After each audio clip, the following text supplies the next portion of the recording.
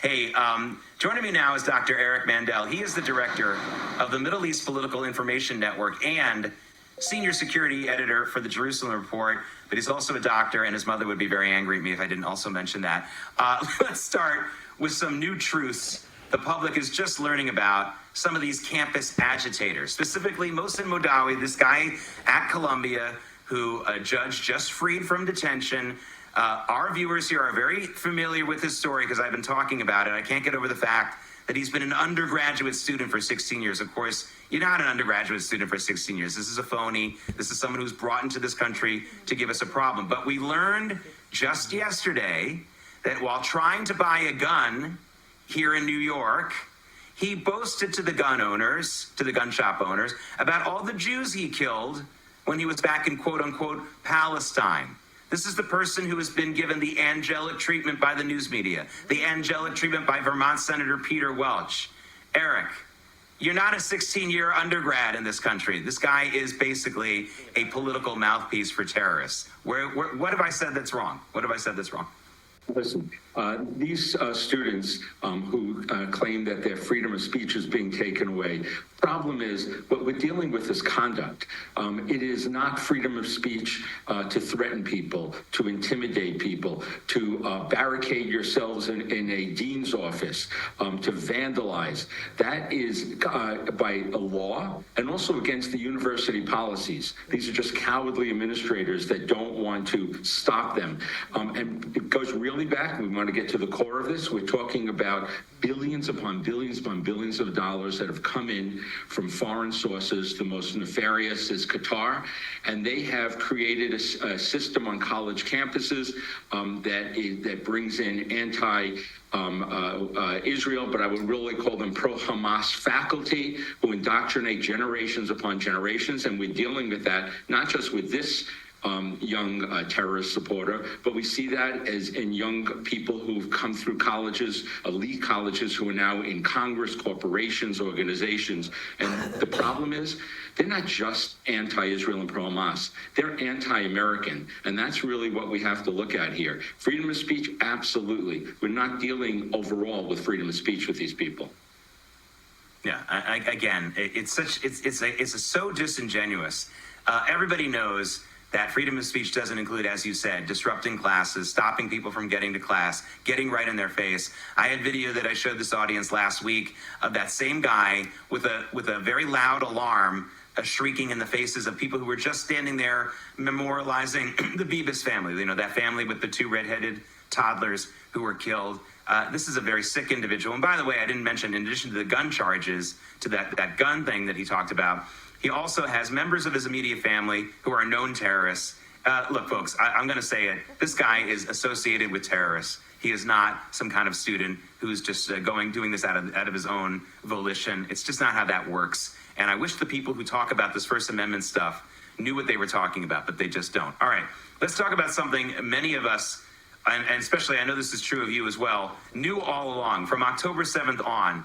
And that is the real reason for the Israel-Gaza war. Now, of course, everyone wants to see the hostages returned. Every decent person wants to see the hostages returned. We've seen the posters of the hostages. There's been a lot of talk about returning the hostages. Israel's been willing to stop the fighting if Hamas returned the hostages. But we know Hamas would never do that. They never would. They would never return, certainly most of, or like all of the hostages. We knew that. And so really, Benjamin Netanyahu yesterday made it really clear for the first time something that a lot of us already knew, but I think needs to be clarified. The point of this war is to destroy Hamas. If Hamas would return the hostages without being destroyed, maybe we could say the point of this war was to get the hostages back. But Hamas cannot be allowed to live, not because they took hostages, but because they killed 1,200, 1,400 people on October 7th, incinerated children. That kind of group must be destroyed. It's not about just returning hostages, even if that were possible.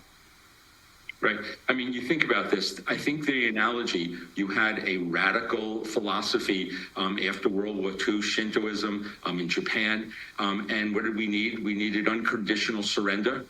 We needed that to defeat the Nazis. Hamas is a Nazi radical Islamist sect.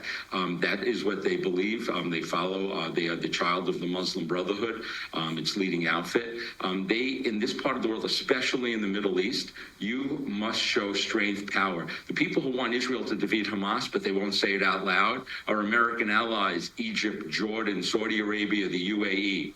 Hamas is an organization of terror, and the people, if you are truly pro-Palestinian, you should be anti-Hamas. And so these, going back just to the college demonstrators, they're not pro-Palestinian, they're pro-Hamas, they're pro-terror, they're anti-American. So I think what Bibi did, Netanyahu, is say something that is, I'll say, controversial.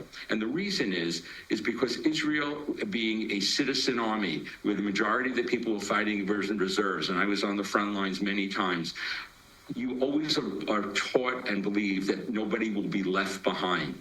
And so that when people are left behind, especially civilians, it really tears at the Israel unity. And so on one hand, Bibi is right. You must defeat Hamas in the greater purpose.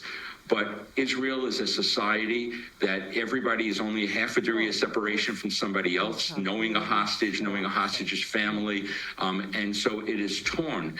But the Hamas are never going to give up all the hostages because that is their source of leverage. But Israel is also a country that's dealing with 18 months of war, and also even before the war, there was disunity between what a future Israel should be. And Bibi is a polarizing figure now in Israel, although the majority still approve of what he's done.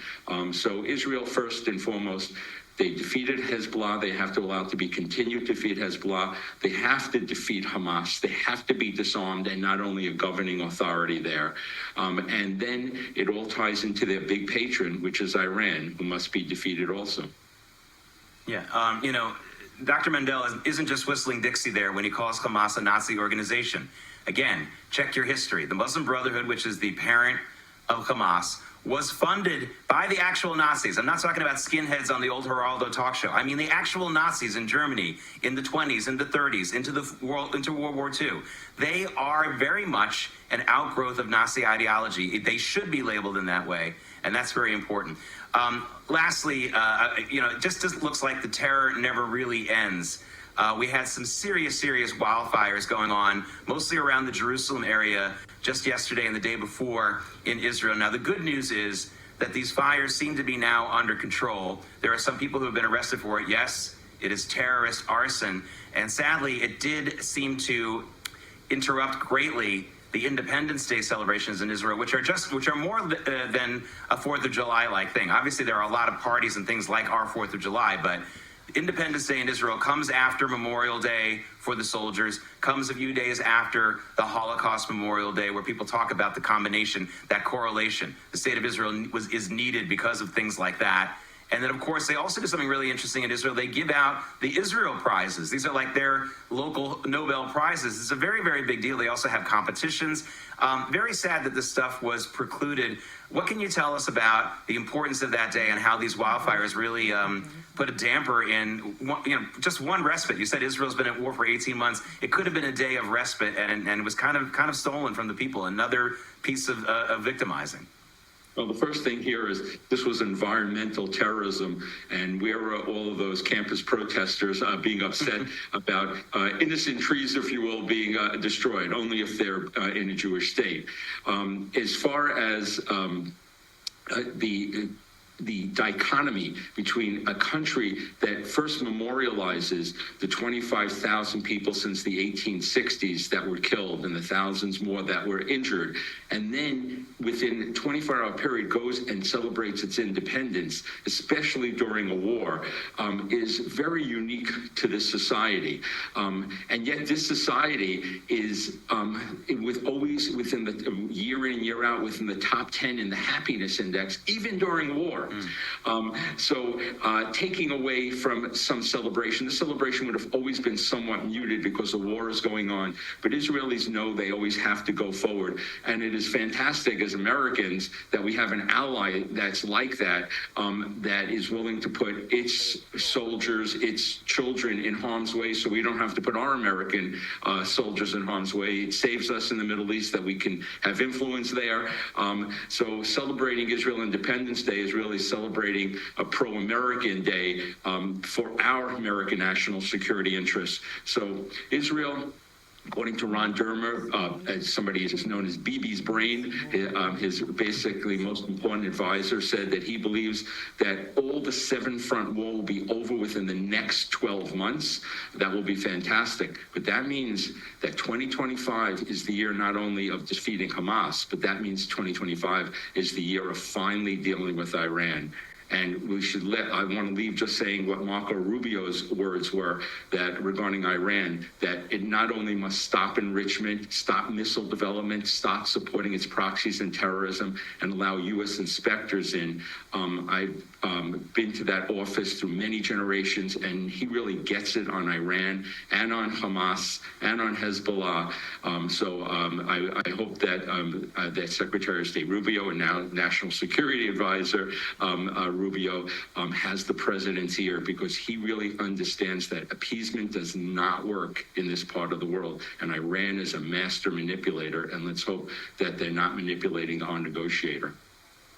Yeah, it's certainly a Marco Rubio moment. We talked a lot about him during this program, and I know there's a lot of hardcore Trump supporters who are a little bit lukewarm about him being in the cabinet. Most of them that I've spoken to in the last 48 hours have really talked about how he's really growing on them to the point where they really don't have any misgivings. I know that's not all of them, but I think we can all agree this is his chance to prove himself, not just to the domestic audience here in the United States, but on the world audience. And, there's a lot of people vying to be President Trump's successor. This is one heck of a test to take on to get there, but he's taking it. So I agree with you. He's on the spotlight right now. He's on stage. Dr. Eric Mandel, thank you so much for joining us. Have a great weekend. You too, my pleasure.